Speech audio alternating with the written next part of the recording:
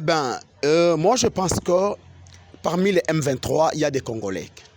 Alors, pour sauver l'intégrité territoriale, parler avec M23 n'est pas un péché. Ça, c'est mon conseil à moi. Alors, si le président de la République refuse aujourd'hui de parler avec les M23, mais il doit revenir un pas en arrière. Il nous avait affirmé ici que le M23 était venu à Kinshasa, bien qu'il était informé, mais il n'avait pas accepté de les recevoir. Qu'est-ce qui a fait qu'il fasse 14 mois à Kinshasa? Et qu'est-ce qui a changé aujourd'hui pour que M. Tshisekedi refuse à recevoir ou soit à négocier avec la même personne qui a été invitée par lui et par son gouvernement ici à Kinshasa pendant 14 mois, nourri, logé avec l'argent des contribuables congolais? Moi, je pense que M. Tshisekedi, si réellement il est patriote comme il le prétend être, il a tout intérêt de sauver la République face à cette situation qui prévaut à l'est du pays. Aujourd'hui, on se réveille chaque matin. L'on voit comment est-ce que la population de l'Est vive la situation catastrophique. Alors, un père de famille, peut-il garder silence?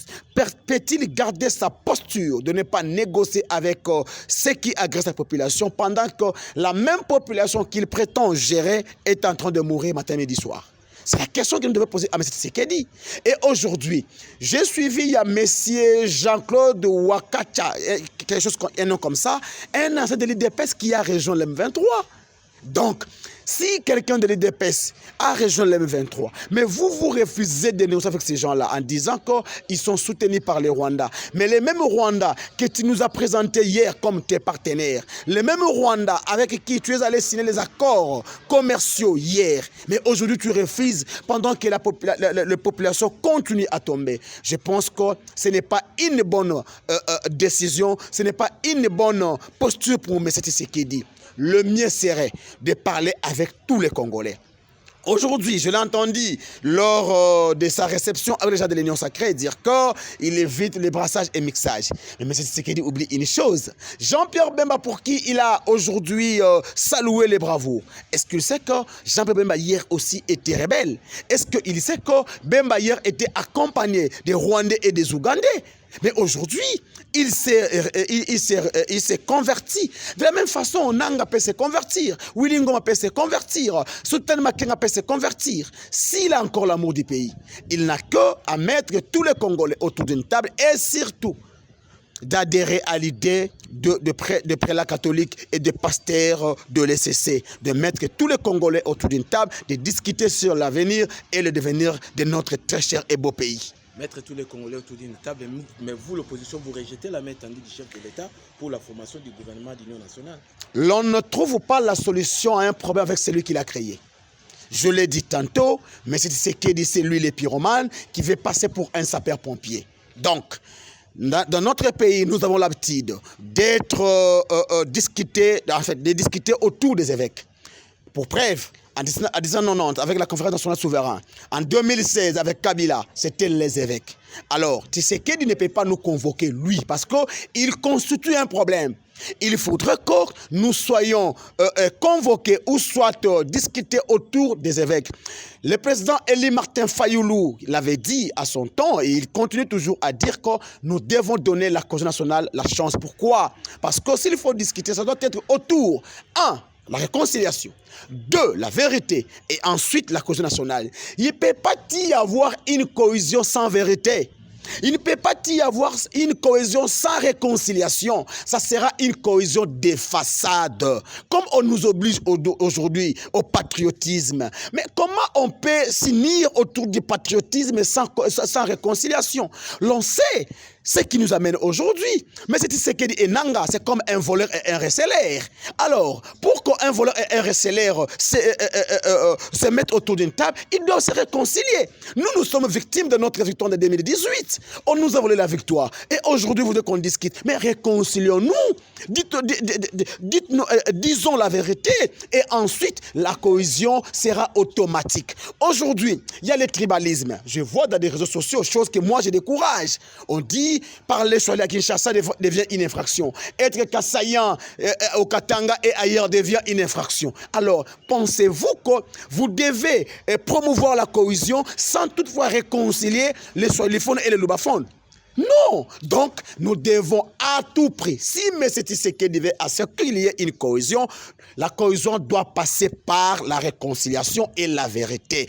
Hormis ces 3 termes de référence, je vous dis, ça sera une cohésion des façades. C'est moi qui vous remercie. Comme une exigence pour que le pays puisse avancer, est-ce que vous estimez que le président peut accepter de dialoguer avec le M23? Vous savez, chers compatriotes, la guerre imposée, c'est déjà une exigence des ennemis de la République pour nous soumettre, pour mettre le pays à genoux. Regardez un peu ce qui se passe à Goma, à Bukavu, ou bien dans toutes les zones qui sont sous occupation. C'est une soumission qui ne dit pas son nom. C'est un massacre. Tous ces jours ici, on est en train de récolter toujours des morts. Et on abat les gens comme on abattait les animaux ou les chiens ou les chats. C'est inconcevable. Et vous allez demander à celui qui est le garant de la République, qui est censé protéger, qui est dans ses obligations, c'est protéger la population congolaise. C'est protéger l'intégrité territoriale. Et que les ennemis arrivent, qui du reste, nous connaissons toutes leurs sources, et vous dites que nous puissions nous plier, si c'est une exigence. Je pense que le président de la République, Félix-Antoine Tshisekedi, a pris une bonne position et une très très bonne option. Et surtout qu'aujourd'hui, quand il était en train de dire que c'était son prédécesseur qui est le promoteur de l'AFC, donc Alliance du fleuve Congo, comme eux les appellent, ensemble avec le M23, c'est encore un animateur de M23, bien qu'il était au pouvoir. Et c'est qu'on est en train de raconter que en 2013 ou 2012, le combat avec le M23 s'était soldé à travers les stylos.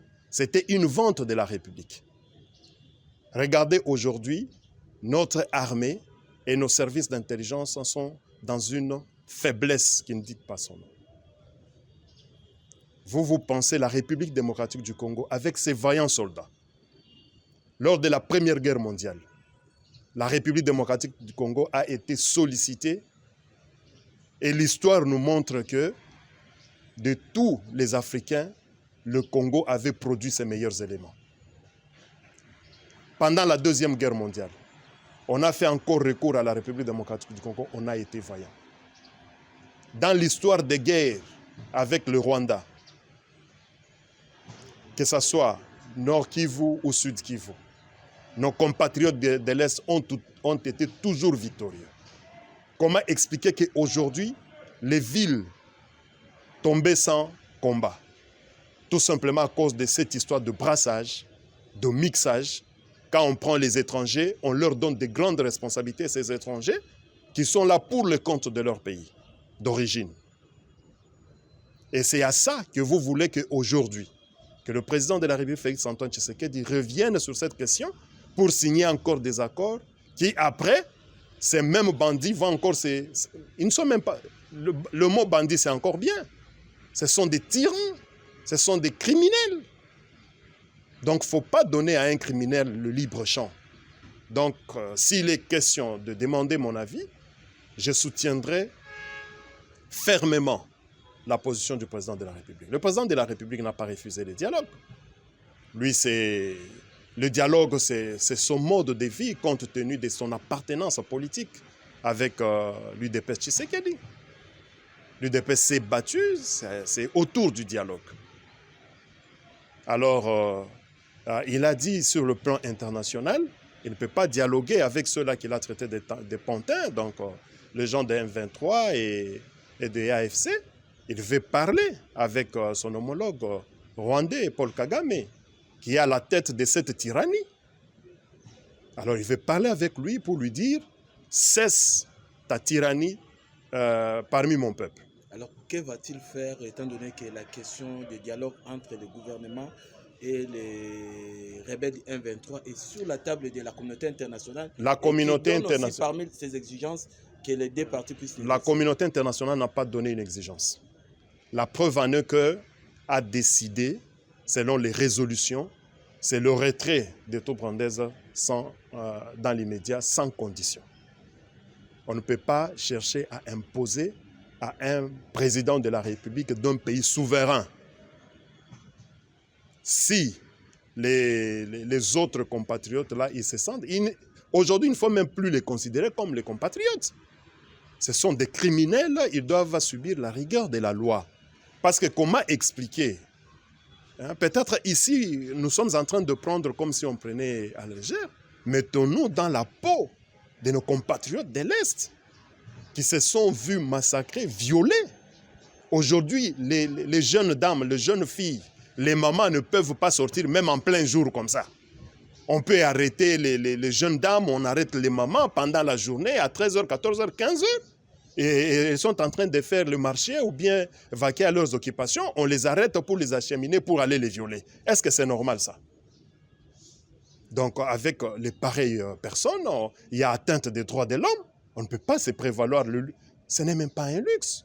Sinon, ça sera une complicité d'entrer dans ce genre de choses. Par rapport au dialogue, il y a le cadre de Nairobi et de Luanda, là où le président de la République, Félix-Antoine Tshisekedi, devait discuter avec son homologue Paul Kagame, mais Paul Kagame, voyant qu'il est au bout de souffle, il a fui pour maintenant venir avec cette agression ici, cette guerre imposée. La dernière question, c'est un rapport du gouvernement d'union nationale promis par le chef de l'État. L'opposition refuse catégoriquement la main tendue du président, parce que l'opposition exige d'abord un cadre de dialogue avant de former ce gouvernement.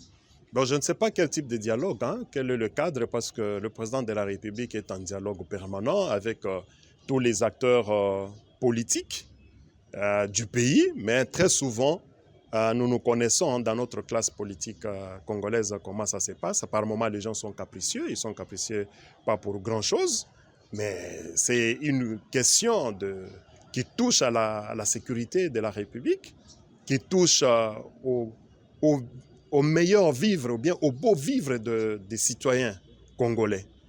Mais le président, d'ailleurs, il est très large. C'est quelqu'un animé de bonne volonté, de bonne foi. Il veut faire contribuer chacun d'entre nous pour que nous puissions trouver la solution. Vous savez, dans son adresse récemment, quand il a réuni les sénateurs, les députés, tous les membres de l'Union sacrée, il a parlé que l'ennemi est en train de se jouer de nous, parce que parmi nous, il y a les compatriotes qui se sentent lésés et qui prennent une position dite d'opposition. Alors c'est ainsi qu'il dit, bon, par rapport à cette question-là, venez, comme ça, on discute ensemble, on travaille ensemble. Quand vous parlez quand il tend la main, est-ce que vous allez juste venir comme ça? Non, vous voulez quoi et qu'on sort et puis vous prenez? Non. C'est-à-dire quand vous venez, il y a un entretien. C'est déjà un dialogue. Vous voulez quel cadre de concertation? Vous voulez quel cadre de concertation? Maintenant, ici, il est très important parce qu'il est question de la République. Comme le chef de l'État a tendu la main et que les compatriotes estiment qu'ils ne pouvaient pas le faire, on peut les traiter de... J'ai entendu quelque part un des opposants dire qu'il est le pyromane de ce qui se passe. Mais c'est grave. Donc, es-tu un politique de ce pays?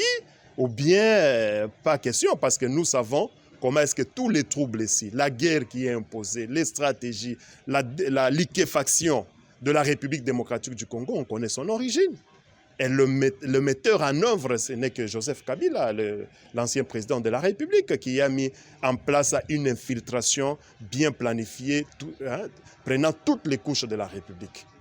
Maintenant, parler et faire endosser aujourd'hui Félix-Antoine Tshisekedi que c'est lui le responsable de ce qui se passe. Je demande à tous les compatriotes qui se disent opposants et qui ont cette option de revoir un peu l'histoire actuelle, pas l'histoire récente de notre pays. Donc voilà un peu, et j'aimerais dire que si les amis estiment, on te présente, on t'invite à table et que tu ne veux pas participer, bon, nous allons prendre seulement acte. Mais sachez très bien que le peuple congolais a ses fils et ses filles dignes, capables d'amener la solution et la paix durable dans la République démocratique du Congo. Alors, si l'opposition refusait catégoriquement, quel serait l'avenir du gouvernement d'union nationale? Est-ce que l'UDPS va débaucher comme d'habitude? Je ne vais pas prendre la position ou la position du président de la République ou bien anticiper sa réponse. Le mot débauchage, bon, je ne sais pas comment vous l'interprétez, mais sinon, comme je dis, le président de la République a fait un appel à tout compatriote pouvant apporter la solution au regard de la gouvernance, de tout ce qui s'est passé, surtout avec cette question de guerre qui est imposée et qui du reste on utilise les compatriotes. Donc quelqu'un qui peut se dire que non, aujourd'hui je ne partage pas le point de vue, on ne m'a pas compris, mais viens, on échange et puis on voit comment est-ce que nous devons avancer. Mais parler de débauchage, bon, moi je ne pense pas. Mais sinon, quand on a fait un appel à tout compatriote et pris du sens élevé du patriotisme pour aider le pays, je pense qu'il sera le bienvenu. Mais néanmoins, le pays, la RDC, regorge autant d'expertise sur qui on peut compter pour amener à son développement. Merci beaucoup.